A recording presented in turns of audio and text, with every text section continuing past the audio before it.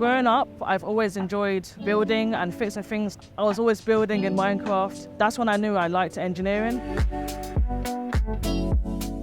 I have model aircraft at home. I've bought some metal ones as well. So yeah, I've always been interested in planes. Wanted to know how they work, how they fly, and how to fix them. Growing up, the whole thought process was you have to go to uni, do your A-levels. So when I then came to my mom and said, no, the route I want to take is an apprenticeship because I feel that's what's best for me, she was very supportive. That's how I'm here now. I've completed all my modules, got the job as a mechanic, and then my promotion as technician. I kind of enjoy every job that I do, and then you also have the support from the team. So if you do get stuck, you can ask them for help.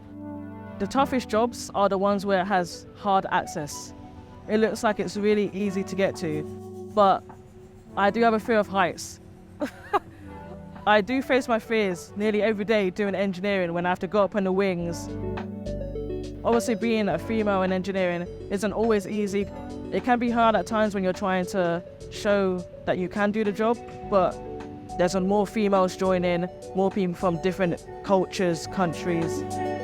For me personally, I don't regret picking an apprenticeship over A-levels. You also get the hands-on experience, you get to meet new people, you get paid to learn and do your dream job.